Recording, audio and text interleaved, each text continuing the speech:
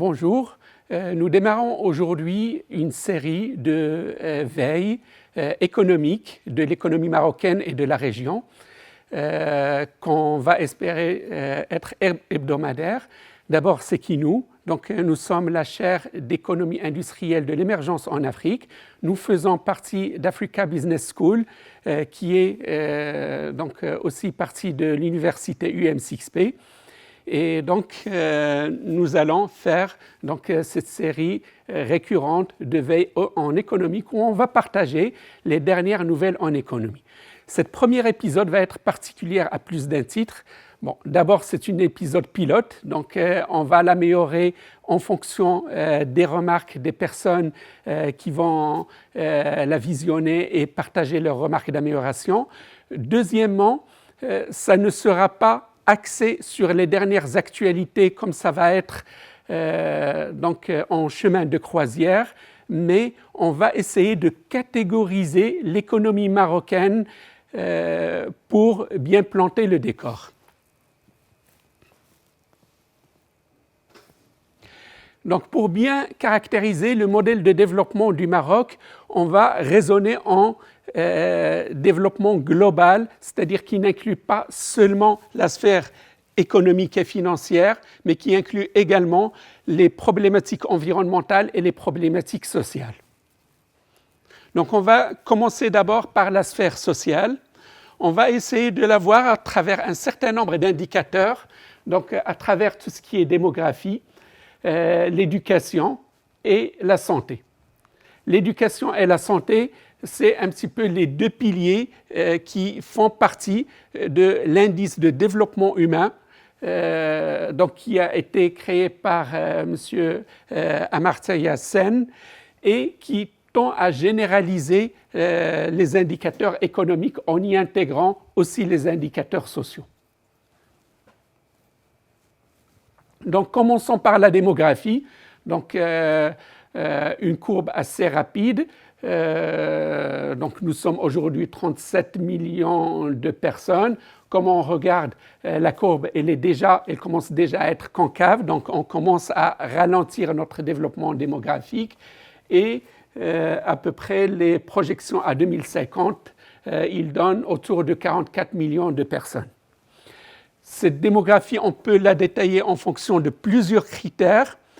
Aujourd'hui, nous avons choisi un critère, mais on peut en proposer d'autres pour d'autres séances. C'est celui de l'activité. Comment le taux d'activité a évolué dans le temps. Et donc, pour raisonner taux d'activité, il y a deux indicateurs. Il y a l'évolution démographique par tranche d'âge et il y a le taux de chômage. Donc, pour l'évolution démographique par tranche d'âge, on a pris 3 tranches d'âge, les moins de 15 ans, les 15-64 ans et les supérieurs à 64 ans. Et donc, on estime que la population qui potentiellement travaille, c'est la population en orange qui est le 15-64 ans.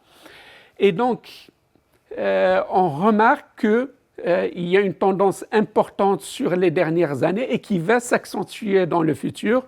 La part des 0-14 ans qui est en train de diminuer parce que notre pyramide, elle est en train de s'équilibrer alors qu'avant, elle avait une base très large. Donc, il y a la part des 15-64 ans qui augmente et on a donc une population supérieure à 64 ans qui devient de plus en plus importante et ça devrait augmenter dans les prochaines années. Et donc, ça veut dire quoi? Ça veut dire, pour le taux d'activité, ça veut dire que le taux d'activité de personnes qui peuvent travailler, il est en train d'augmenter.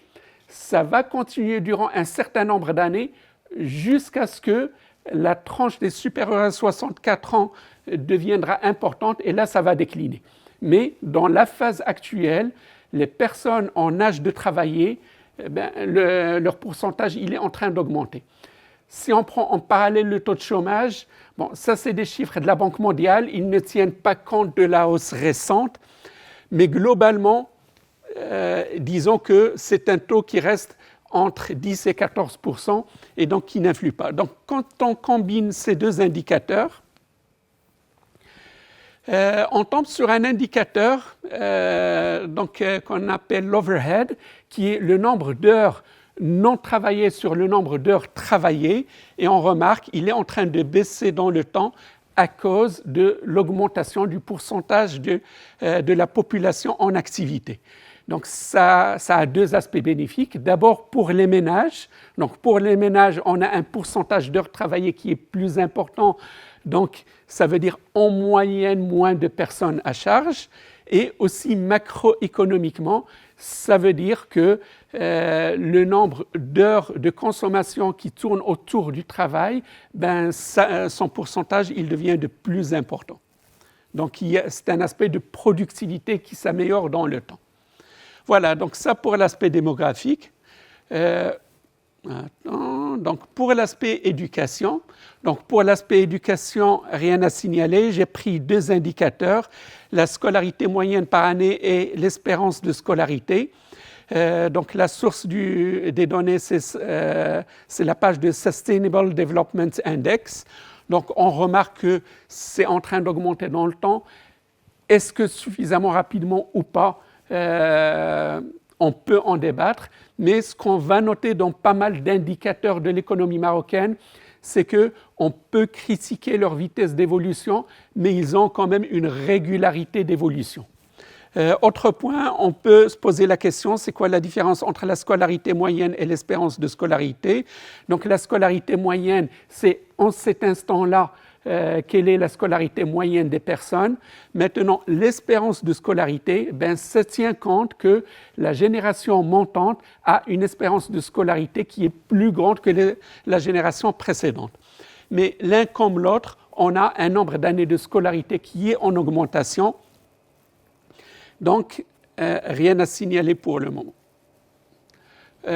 Pour la santé, pareil, donc si on prend uniquement l'espérance de vie, donc on a une espérance de vie qui est en augmentation continue, donc on était plutôt proche de la soixantaine en 1990, et donc en 2022, l'espérance de vie, elle est autour de 77 ans.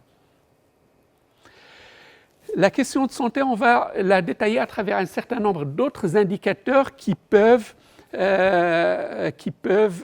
avoir des significations différentes. Donc, j'ai commencé par le taux de mortalité infantile des moins de 5 ans.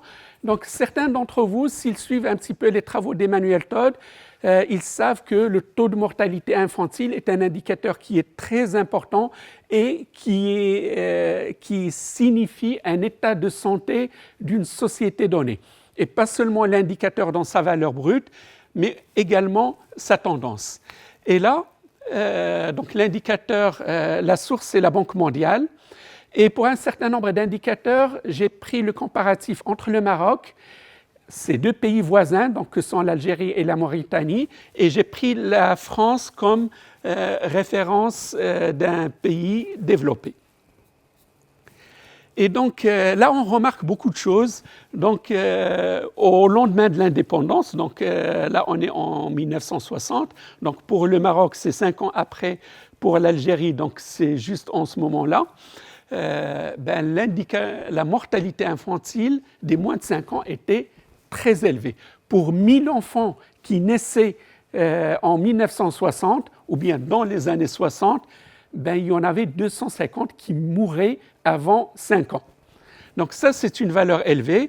Et on remarque que ce soit pour le Maroc, Algérie ou Mauritanie, donc ça a évolué donc, d'une valeur de 250 à quelque chose à moins que 50 donc, pour les trois pays. Là, on peut remarquer plusieurs éléments importants. D'abord, par rapport à tout le discours colonial, on est venu pour civiliser, etc. On remarque quand même qu'il y a en 1960, au lendemain de l'indépendance, un écart très, très, très important entre la mortalité infantile pour le Maroc et l'Algérie d'un côté et pour la France. Donc, c'est quelque chose qui est assez instructif en soi. Quoi d'autre? Également, dans le sens d'évolution, on peut avoir des trajectoires différentes. Et pareil, comme on l'a noté auparavant, l'évolution du Maroc elle est relativement régulière. Pour l'Algérie, ce qu'on peut noter, d'abord il y a une stagnation, ce qui est normal parce qu'il y a les 5 ans de décalage de l'indépendance. Après, il y a eu une amélioration extrêmement significative qui est devenue de nouveau plus lente. Là, on peut faire le lien entre ce ralentissement et les événements qu'a connus l'Algérie en 1990. Mais après, quelque part, on se retrouve autour de la même valeur.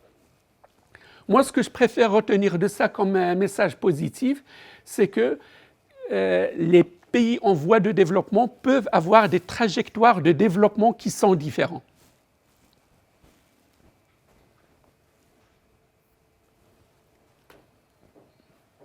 On va s'intéresser à 2 autres indicateurs qui sont des indicateurs de santé mentale. Donc, par exemple, le taux de mortalité par suicide pour 100 000 habitants.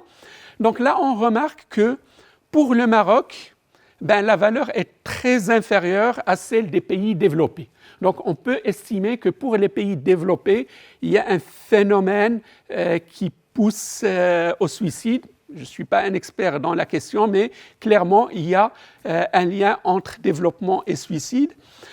Maintenant, on remarque quand même que le Maroc reste suffisamment élevé par rapport aux 2 pays avoisinants.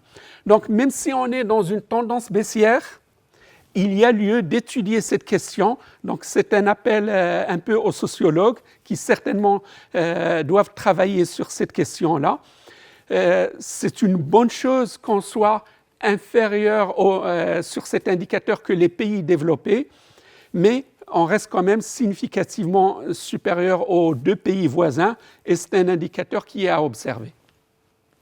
Là, j'ai ajouté quand même les États-Unis parce qu'on remarque depuis les années 2000 une augmentation significative de cet indicateur et c'est quelque chose qui est important pour dire que dans les indicateurs sociaux, tout comme les indicateurs économiques, les choses peuvent aller très vite. Donc, un économiste ou bien un opérateur économique ou bien un décideur ne doit pas observer uniquement l'inflation, le PNB, etc.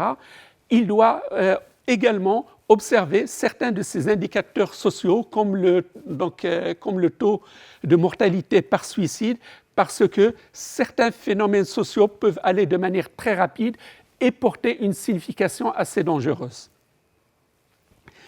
Très souvent, et je termine par ça sur l'aspect social, quand on parle donc du taux de mortalité par suicide, on s'intéresse également au taux de mortalité par homicide.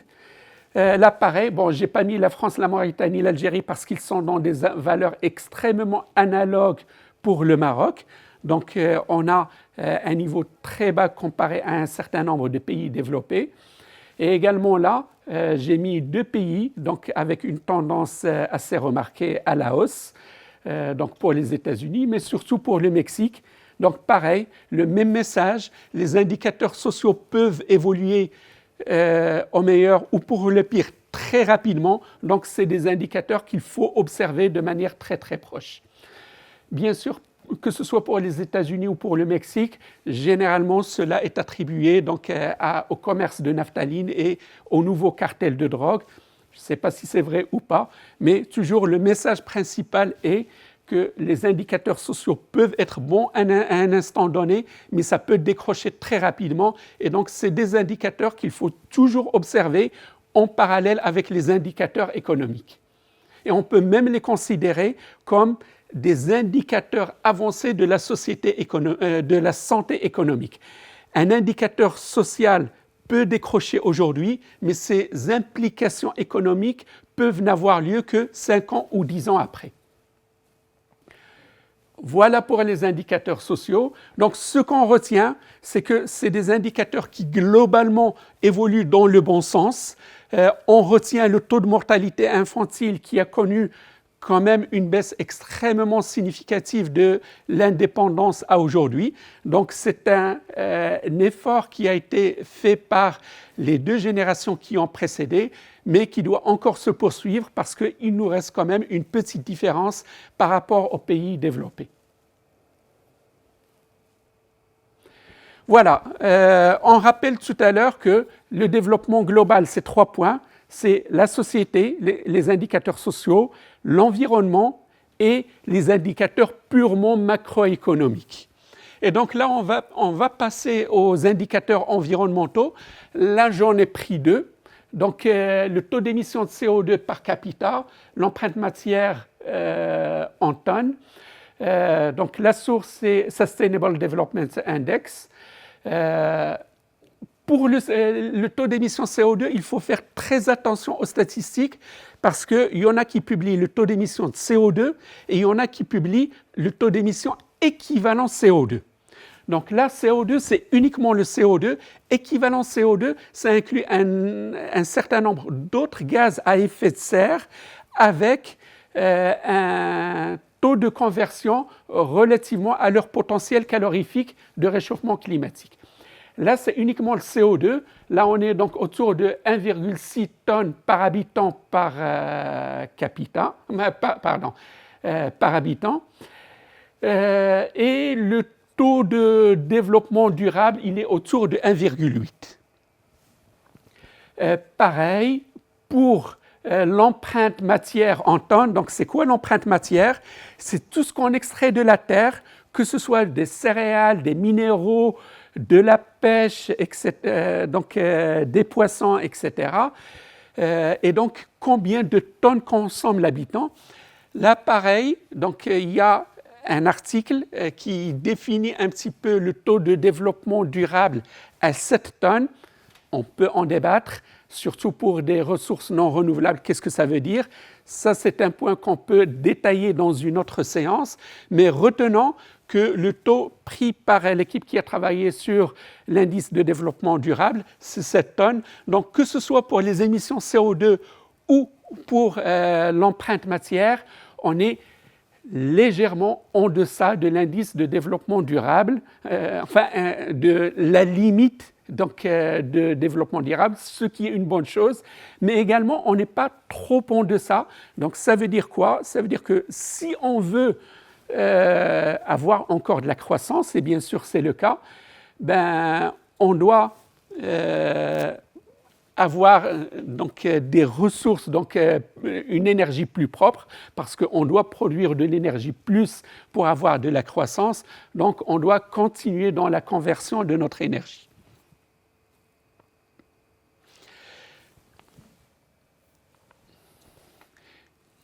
Donc, pour reprendre un petit peu les aspects sociaux, environnementaux et anticiper un petit peu sur la partie économique, je reprends ici les valeurs donc, de l'indice de développement durable. Là encore, comme n'importe quel indice composite, on peut le critiquer, mais ça a au moins la valeur d'exister. C'est une base de comparaison entre un certain nombre de pays. Et là, qu'est-ce qu'on remarque? On remarque qu'initialement, bien sûr, la France est meilleure que en 1990 que le Maroc, Algérie et Mauritanie. Après, donc l'Algérie et le Maroc, ils sont passés au-dessus. Pourquoi? Ça peut être choquant. Généralement, dans notre conception, donc la France elle est plus développée que le Maroc et l'Algérie, mais c'est comme n'importe quel indice composite. Donc c'est un indice qui est composé de 4 valeurs. La valeur économique, la valeur santé, la valeur éducation et la valeur environnement. Donc, pour l'économie, santé et éducation, bien sûr, la France reste devant le Maroc, l'Algérie et la Mauritanie. Mais comme on sait, on a rattrapé un peu de différence durant les dernières années, donc on se rapproche de la valeur 1 de ces indicateurs-là. Par contre, sur la partie environnement, comme le Maroc il est en deçà donc, de la limite de développement durable, donc il a une valeur 1 pour cet indice. Par contre, la France, comme elle dépasse cette valeur-là, juste pour avoir une idée, on a vu que l'empreinte matière du Maroc elle est autour de 6 tonnes par habitant. Si je me souviens, pour la France, c'est quelque chose entre 10 et 15 tonnes par habitant. Donc, comme ça dépasse les 7 tonnes de la limite, donc ça rabat un petit peu cette partie de l'indice. Donc, encore une fois, comme n'importe quel indice composite, il peut être critiqué. Maintenant, je vous invite à revenir sur l'article relatif à l'indice de développement durable pour essayer d'observer son bien fondé. C'est un indice qui a été construit sur la base de l'indice de développement humain d'Amartya Sen, mais il lui a apporté donc la partie environnementale. Donc, ce qu'on peut retenir pareil dans cet indice, le même message par rapport au Maroc, c'est qu'il y a une certaine régularité dans son évolution dans le temps. Donc, on voit que son amélioration par rapport à cet indice-là, là aujourd'hui, on est à quelque chose de 0,7. Donc, l'indice, il est à base de 1. Donc, c'est qu'il y a une régularité de l'évolution du Maroc par rapport à l'ensemble de ces trois sphères, la sphère sociale, la sphère environnementale et la sphère économique. Voilà, là on passe à l'aspect économique stricto sensu.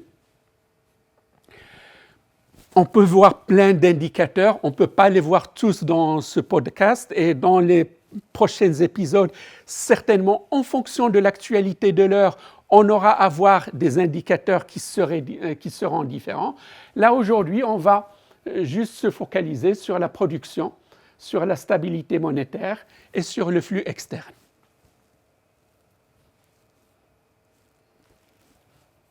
Donc pour la production, bon, là pareil, si on essaie de mettre le PNB par habitant, là il y a un écart très très important entre la France, le Maroc et donc les deux pays voisins de comparaison. Mais bon, on a une évolution positive régulière dans le temps comme les autres indicateurs. Maintenant, étant donné l'écart, cette évolution ne se voit pas. Donc, juste pour la décrire de manière différente, le Maroc, il a connu un cycle important de croissance entre le milieu des années 90 et entre 2015. Et donc, durant ce cycle, très souvent, on s'approchait des 10%. Malheureusement, depuis 2015, cette croissance qui était portée par les infrastructures, s'est arrêtée parce que les infrastructures en tant que secteur sont arrivées à leur potentiel de croissance. Et là, il faudra trouver d'autres leviers de croissance. Donc, depuis lors, on est très souvent sur des croissances autour de 3-4%. Maintenant, là où j'aimerais attirer l'attention, c'est que quand on prend le PNB comme indicateur, ça peut être un indicateur qui est trompeur. Pourquoi ? Parce que quand on prend le PNB comme indicateur, on regarde chaque marchandise à quel prix elle est vendue. Or, cette marchandise-là, ou bien ce service-là, il peut avoir une valeur différente entre le Maroc et la France. Par exemple, quand vous allez chez un médecin généraliste, peut-être que, ça peut dépendre du généraliste, etc. Peut-être que le prix peut être 200 dirhams, 300 dirhams la consultation. Par rapport au même standing, par rapport au même niveau de spécialité, tu peux avoir le coût de la consultation qui est 3 fois plus important en France. Et donc, c'est pour ça que les économistes ont inventé un autre indicateur qui s'appelle la production à parité de pouvoir d'achat, où ils essaient de ramener chaque marchandise à un même prix. Donc, que ce soit le prix de l'heure de consultation, le kilogramme de tomates, le kilogramme de viande, etc., ils le ramènent à même prix, comme ça ils arrivent à comparer la production entre différents pays. Et donc, c'est ce qui s'appelle la production à parité de pouvoir d'achat. Et donc là, quand on la met, automatiquement, on voit que l'écart donc, du PNB par habitant, il devient différent entre le Maroc et la France. Donc, juste pour avoir une idée, quand on prend PNB, donc valeur réelle, on est aux alentours du 1/12e du PNB par habitant. Par contre, quand on prend la parité de pouvoir d'achat, on est au 1/6e. Donc la notion de parité de pouvoir d'achat, elle est importante si on s'intéresse à la qualité de vie de personnes. C'est un cadre de comparaison qui est plus important. Par contre, le PNB à valeur réelle peut être plus important quand on s'intéresse aux aspects commerciaux, aux rapports de force, parce que, in fine, quand on va vendre une marchandise à l'extérieur ou bien quand on va l'acheter, ça va être au prix réel.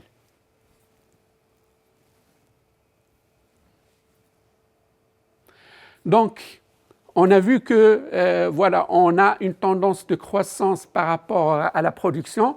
Maintenant, on peut s'intéresser à sa répartition, donc à la répartition des revenus. Et là, on peut revenir un petit peu sur le rapport des inégalités qui fait la comparaison entre les différents pays.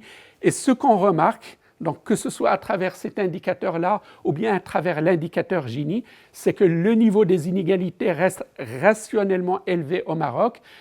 Donc un des indicateurs, c'est le rapport des revenus entre le top 10% et donc les 50% à plus bas revenus. Et donc on voit qu'il y a un rapport qui reste fixe dans le temps. Et donc on peut dire que les inégalités restent relativement stables au Maroc et ils sont relativement élevés. Un autre cadre d'inégalité, donc c'est la consommation de carbone. Et là, c'est CO2 équivalent. Donc on voit que la moyenne du Maroc, c'est 3,3 tonnes par habitant et qui est inférieur au seuil de durabilité qui est autour de 3,5 si je me souviens bien. Mais on voit un écart assez important entre les différentes couches sociales. Donc le top 1% qui consomme jusqu'à 33 tonnes équivalent CO2 par habitant, alors que donc les plus bas revenus, ils sont autour de 1,7 tonnes. Bien sûr, dans cette consommation-là, comme c'est des personnes qui ont un pourcentage d'emploi qui est plus important et probablement travaillent dans l'industrie, peut-être que la consommation liée à leur travail est intégrée dans ce 33 tonnes, mais c'est certain que ça inclut aussi un certain nombre d'habitudes de consommation qu'il faudra voir parce que dans le combat contre le réchauffement climatique, ce n'est pas suffisant d'avoir une moyenne satisfaisante au niveau national.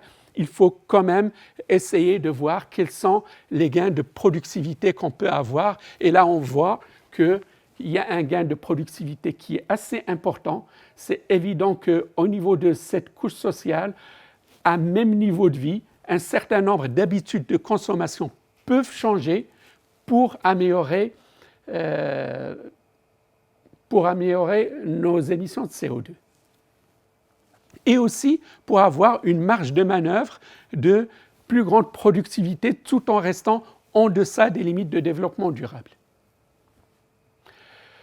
En termes de stabilité monétaire, on note que donc le dirham il est relativement stable dans le temps. Donc si on prend là depuis 1985 jusqu'à aujourd'hui, on a toujours été dans une parité entre 8 et 10,5. C'est quelque chose qui est important pour la confiance des investisseurs, d'avoir une monnaie locale qui est stable dans le temps. On connaît un certain nombre donc, de pays qui sont peut-être même plus développés que nous, donc, comme la Turquie, mais dont la devise décroche de manière assez récurrente. Donc je pense que le fait d'avoir cette stabilité-là est quelque chose qui est assez rassurant pour les investisseurs. Là, on note juste qu'il y a eu un saut à un instant donné, ça c'est les chiffres de la Banque mondiale. Ce saut, on remarque qu'il est autour de 1983, donc certainement il était lié à la période d'ajustement structurel.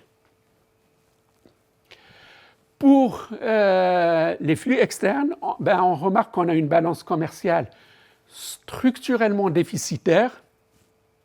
Maintenant, comme il ne peut pas y avoir un déficit structurel dans le temps, donc cette balance commerciale déficitaire, elle est compensée par d'autres fonds structurellement bénéficiaires. Donc il y en a typiquement deux. Donc il y a les investissements directs étrangers, donc, qui ont toujours une solde positive, à une exception près, et ça remonte à il y a très très très longtemps. Et on a bien sûr les virements des Marocains résidant à l'étranger, donc qui ont une solde positive extrêmement significative et qui constitue toujours l'une des rentrées de devises les plus importantes au Maroc.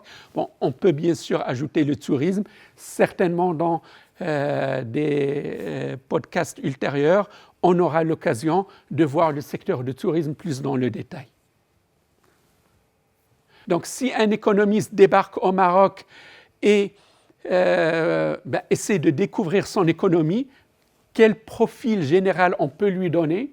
Donc, un bon niveau de développement social en moyenne, notamment on a vu ça à travers les indicateurs de santé, à travers la mortalité infantile qui est un indicateur très important.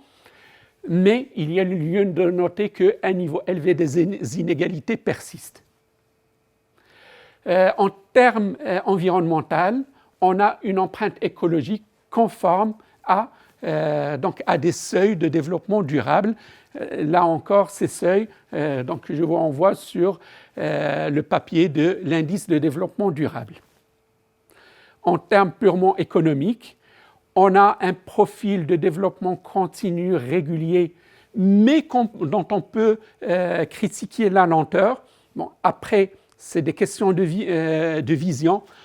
Certains vont dire vaut mieux qu'il soit lent, continu et que ça persiste, au lieu d'avoir un développement qui peut être rapide à un instant donné avec des effets négatifs après. Mais encore une fois, là, on n'est pas dans le jugement de valeur. Dans les différents indicateurs qu'on a vus pour le Maroc, c'est un développement continu, il est persistant, il est régulier, mais il est lent par rapport à certains passages rapides que peuvent avoir un certain nombre d'économies.